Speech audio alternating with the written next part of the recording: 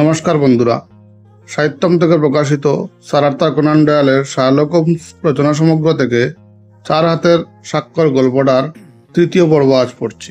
Holmes যখন ফিরলেন তখন 5:30 বাজে। বেশ কুশমেজাজে আছেন বলেই তাকে মনে হলো। এসেই আরাম করে বসে চা খেতে খেতে বললেন, খুব যে রহস্য মামলাটায় আছে তা নয়, একটাই মাত্র সম্ভাবনা এক্ষেত্রে রয়েছে। ওয়াটসন বিস্ময়ের সঙ্গে বললেন, বলো কি, এরই মধ্যে সমাধান করে ফেললে? হোমস বললেন, না, তা বললে অবশ্য একটু বেশি বলা হবে।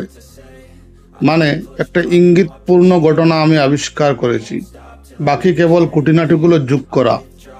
দি টাইমস পত্রিকার পুরনো সংখ্যাগুলো খুঁজে জানতে পেরেছি যে 34তম বম্বে পদাতিক বাহিনীর প্রাক্তন মেজর আপার নরউডের মেজর শেল্টো 1882 খ্রিস্টাব্দের 24 এপ্রিল তারিখে মারা যান। মনে করো, ক্যাপ্টেন মর্স্টেন নিখোঁজ হলেন। একমাত্র যে ব্যক্তির সঙ্গে তিনি দেখা করতে পারতেন তিনি হলেন মেজর শল্টো। অথচ মেজর শল্টো বলেন তিনি আদৌ জানতেন না যে ক্যাপ্টেন মর্স্টেন তখন লন্ডনে ছিলেন। এর 4 বছর পরে শল্টোর মৃত্যু হয়। তার মৃত্যুর 1 সপ্তাহের মধ্যে মিস মর্স্টেন একটি মূল্যবান বস্তু উপহার পান এবং এই উপহার তিনি পেতে থাকেন বছরের পর বছর ধরে। শেষ পর্যন্ত একটা চিঠিতে তাকে জানানো হয় যে তার উপর অবিচার করা হয়েছে। পিতার সম্পত্তি থেকে বঞ্চিত হওয়া অবিচারের কথা এছাড়া আর কি? আর কেনই বা উপহারগুলো আসতে থাকবে ঠিক তার মৃত্যুর পর থেকে? যদি শল্টোর উত্তরাধিকারীরা এই রহস্যের কিছুটা অন্তত না জানবে এবং তার জন্য ক্ষতিপূরণ না করতে চাইবে। এছাড়া অন্য কোনো সম্ভাবনা কি তোমার মনে হচ্ছে এইসব ঘটনার সঙ্গে যা সামঞ্জস্য থাকতে পারে? ওয়াটসন বললেন, কিন্তু কি অদ্ভুত এই ক্ষতিপূরণ, আর কি অদ্ভুতভাবেই না তা করা হচ্ছে। আর চিঠিটাই বা কেন সে 6 বছর আগে নালিকে এখন লিখল? তাছাড়া চিঠিতে সুবিচারের উল্লেখ আছে। কি সুবিচারের উল্লেখ আছে? কি সুবিচার পেতে পারেন ভদ্রমহিলা? তার বাবা বেঁচে আছেন এমন আশা দুরাশা ছাড়া আর কিছু নয়। অথচ এছাড়া আর তার ক্ষেত্রে আবিষ্কার কিসে হতে পারে? হ্যাঁ, অসুবিধা তো আছে বই কি, চিন্তাকুলভাবে বিষণ্ণতার সঙ্গে হোমস বললেন। তবে আজ রাতের অভিযানের পরই সব পরিষ্কার হয়ে যাবে। ওই যে একটা 4 চাকার গাড়ি, মিস মর্স্টেন ভিতরে বসে, তৈরি তো? চলো নিচে যাই তাহলে, দেরি হয়ে গেছে একটু। ওয়াটসন হেডটা সবচেয়ে ভারী লাঠিটা তুলে নিয়ে দেখলেন। হোমস ড্রয়ার থেকে রিভলভারটা বার করে পকেটে পুরে নিলেন। বোঝা গেল আজ রাতের ব্যাপারটা হয়তো রীতিমতো গুরুতর হতে পারে। একটা কালচে ক্লোকে মিস মর্স্টনের শরীর ঢাকা। তার সংবেদনশীল মুখ ফ্যাকাশে হলেও সেখানে সংযমের ছাপ। এমন একটা অদ্ভুত অভিযানে বেরোবার সময় অস্বস্তি বোধ করা যে কোনো নারীর পক্ষেই স্বাভাবিক।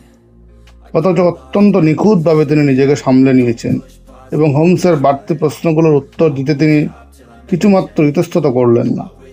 তরুণীটি বললেন, মেজর শল্টো ছিলেন বাবার বিশেষ অন্তরঙ্গ বন্ধু। তার চিঠিগুলোয় মেজরের প্রচুর উল্লেখ থাকত। তিনি আর বাবা ছিলেন আন্দামানের সামরিক বাহিনীর প্রধান। সেজন্য তাদের দুজনকে একসঙ্গে কাজ করতে হতো। ভালো কথা, একটা অদ্ভুত কাগজ বাবার ডেস্কের ভেতরে পাওয়া গেছিল যা আমরা কিছুই বুঝতে পারিনি। মনে হয় না সেটার কোনো গুরুত্ব আছে, কিন্তু তাহলে এই ভেবে নিয়ে এলাম যে হয়তো আপনি দেখতে চাইবেন।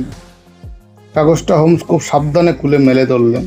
তারপর তার ডবল লেন্স দিয়ে খুব যত্ন সহকারে সেটা পরীক্ষা করে দেখলেন। মন্তব্যে বললেন, কাগজটা ভারতে তৈরি। কোনো সময় এটা একটা বোর্ড পিন দিয়ে আটা ছিল। মনে হয় কোনো বড় অট্টালিকার একাংশ।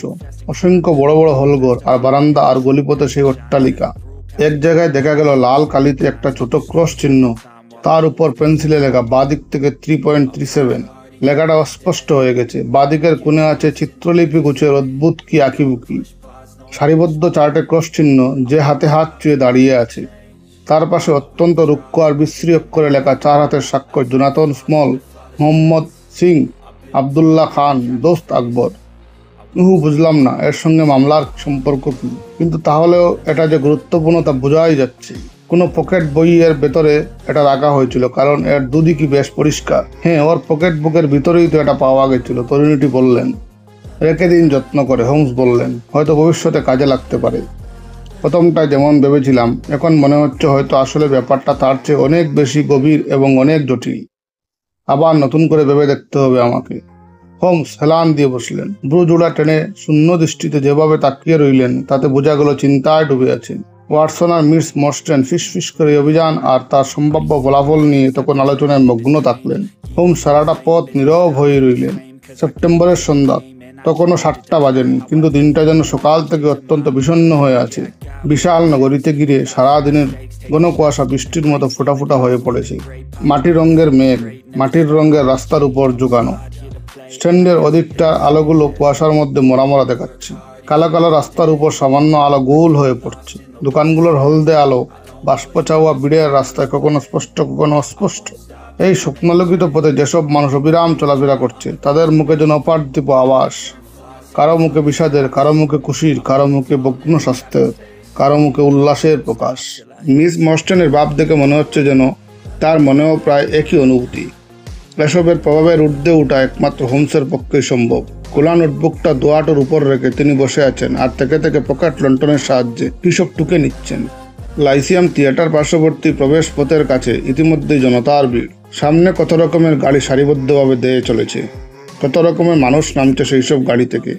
গন্তব্যস্থলে তৃতীয় স্তম্ভের কাছে পৌঁছতে বেটেকাটো কালছে কোচওয়ানের পোশাক পরা এক ব্যক্তি হোমসদের সম্মুখীন হলেন। জিজ্ঞাসা করলেন, আপনারাই কি মিস মর্স্টেনের দলের? মিস মর্স্টেন বললেন, আমি হলাম মিস মর্স্টেন। আর এই দুই ভদ্রলোক হলেন আমার বন্ধু। অত্যন্ত মর্মবেদী এবং সপ্রশ্ন দৃষ্টিতে তিনি ওয়াটসনের দিকে তাকালেন। বললেন, মাফ করবেন মিস মর্স্টেন। কতকটা নাচড়বান্দার ভঙ্গিতে তিনি বললেন, আপনি কথা দিচ্ছেন তো যে এরা কেউ পুলিশের লোক নন? মিস মর্স্টেন বললেন, হ্যাঁ, কথা দিচ্ছি। এ কথায় তিনি তীক্ষ্ণ শীষ দিয়ে উঠলেন। আর একটা ছেলে একটা 4 চাকার গাড়ি নিয়ে এসে দরজাটা খুলে দিলেন। ওয়াটসনের সঙ্গে যিনি কথা বলছিলেন সে উঠে বসলো সহিসের আসনে, আর ওয়াটসনরা বসলেন ভিতরে। বসতে না বসতে গাড়ি তীব্র বেগে চলল। অদ্ভুত সে পরিস্থিতি। অজানা কাজে চলা হচ্ছে এক অজানা জায়গায়। প্রথম বোঝা পড়ে অত্যন্ত দ্রুত চলার ফলেই হোক বা কুয়াশার জন্যই হোক বা লন্ডন সম্বন্ধে ওয়াটসনের সামান্য জ্ঞানের জন্যই হোক, পথের হিসাব আর তিনি আর রাখতে পারলেন না। হোমসের কিন্তু কোনো অসুবিধা হচ্ছিল না। তিনি দিব্যি বলে যেতে লাগলেন। কোন পার্ক আর আঁকাবাঁকা কোন ছোট ছোট নদী পার হয়ে যে অঞ্চলের মধ্যে দিয়ে তখন গাড়ি চলছিল সেখানে কেবলই রাস্তার গোলক দাদা। হোমস বলে চললেন, Wordsworth Road, Priory Road, Stockwell Place, Robert Street, Cold Harbour Lane. খুব একটা অভিজাত অঞ্চল দিয়ে ওয়াটসনরা চলেছেন বলে মনে হচ্ছে না এখন। সত্যি এখন এমন একটা জায়গা দিয়ে গাড়িটা চলেছে যাকে একরকম আপত্তিকরই বলা চলে। মেটমেটে ইটের রঙের লম্বা দুসার বাড়ি একঘেয়েমি দূর করতে কেবল রাস্তার মোড়ে ছুরিকানার রুচিহীন ডগডগে চাকচিক্য। সেটা পেরোবার পর দেখা গেল দোতলা বাড়ির সারি, প্রতিটি বাড়ির সামনে ছোট্ট একটা করে বাগান, আর তারপরে আবার নতুন ইটের অসংখ্য বাড়ির সুদীর্ঘ সারি। বিরাট নগরী যেন তার দৈত্যাকৃতি হাত গ্রামাঞ্চলে প্রসারিত করেছে। অন্য বাড়িগুলোর কোনোটাতেই মানুষের বাস নেই। এরই একটার সামনে হোমসদের গাড়ি দাঁড়ালো। অন্ধকার সেটাও। এ বাড়িটা নতুন রাস্তার 3 নম্বর বাড়ি। বাড়িটার রান্নাঘরের জানলা দিয়ে এক চিলতে আলো ভেসে আসছিল। দরজায় শব্দ করতে একটা হিন্দু বৃত্ত এসে দরজা খুলে দিল। বৃত্তটির পরনে ছিল হলুদ পাগড়ি, সাদা ডিলে পোশাক আর হলুদ উত্তরীয়। বৃত্তটি বললেন, সাহেব আপনার জন্য অপেক্ষা করছেন। আর তার কথার মধ্যেই ভিতরের একটা ঘর থেকে একটা পাতলা উচ্চকণ্ঠ শোনা গেল, খিদমতগার নিয়ে এসো ওদের, সোজা নিয়ে এসো আমার কাছে। ধন্যবাদ। পরবর্তী পর্ব আগামী দিন।